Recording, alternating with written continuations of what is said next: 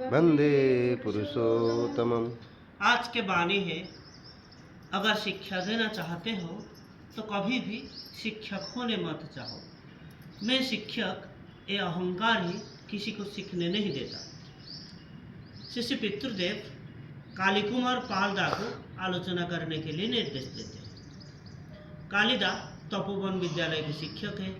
कालिदा बोलते हैं, मैं जब छात्र को शिक्षा दूंगा, मैं खुद छात्र ये भाव रख के सिखाऊंगा।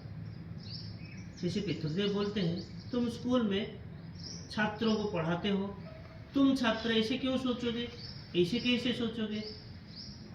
कालिदा बोलते हैं, मैं शिक्षा दे रहा हूँ, मेरा शिक्षा हो गया है और कुछ सीखने का नहीं। ये भाव अगर रहता तो शिक्षा नहीं दे पाऊंगा। मैं शिक्षक, मेरा कुछ सीखने का नहीं, ये भाव अगर रहता है तो नहीं चलेगा। शिष्य पितृदेव बोलते हैं, हाँ मैं सब जानता, मुझे और कुछ सीखने का नहीं, ये दाम्भिकता, ये रहना अच्छी बात नहीं। कालिदा बोलते हैं, अनेक शिक्षक हैं, अपने ज्ञान के बारे में बड़े बड़े बातें बोलते हैं, अहंकार है इसीलिए दूसरों के बात नहीं सुनते। शिष्य पितृदेव बोलते हैं, अहंकार होने से कोई सुनेगा भी कैसे। फिर कालिदा कुछ बोलते हैं, लेकिन वक्तव्य बेस परिष्कार नहीं हुआ। शिष्य पितृदेव बोलते हैं, क्यों सुनना चाहते हैं, असल कारण तो वही कहना होगा। कालिदा बोलते हैं, अहंभाव है इसीलिए। शिष्य पितृदेव बोलते हैं, अहम तो सभी के पास है। उसके बाद श्री श्री पितृदेव बोलते हैं, शिक्षक और छात्र दो साइड है, एक शिक्षा दे रहा है और एक शिक्षा ग्रहण कर रहा है। जो शिक्षा लेता है उसके निकट से भी अनेक कुछ लेने का है, जो देता है उसको भी बहुत कुछ देने का है। अहम के चर्चा कर करके ऐसे एक अवस्था आ सकता है जब वो स्टील हो जाता है।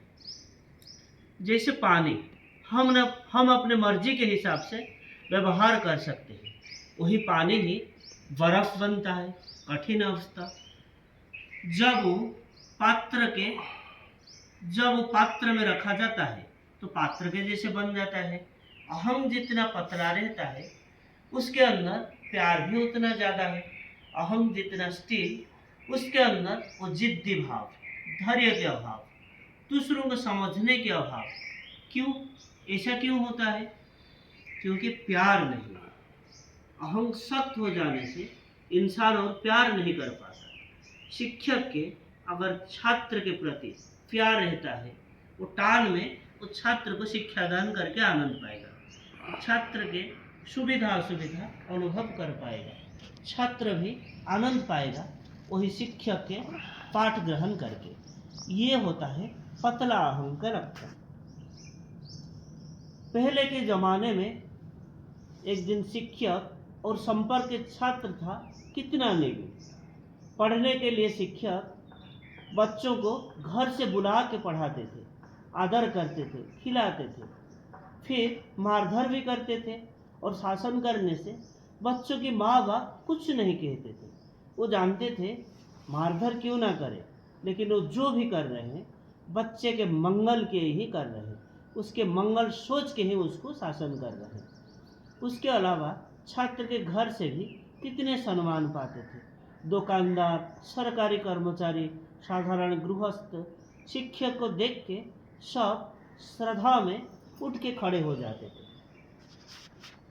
फिर रानी मुखर्जी माँ आलोचना के निर्देश पाके और आलोचना करने की सुजोग पाके वाणी को पुनराय पाठ करते हैं और बोलते हैं, मैं अगर किसी को शिक्षा देना चाहती हूँ तो शिक्षक होने नहीं चाहूँगा। शिष्य पितृदेव पूछते हैं, शिक्षक कौन होता है? फिर रानी चुप रहते हुए देखकर वो खुद ही बोलते हैं, जो शिक्षा देता है वही शिक्षक होता है, जो शिक्षा लेता है वही छात्र होता है।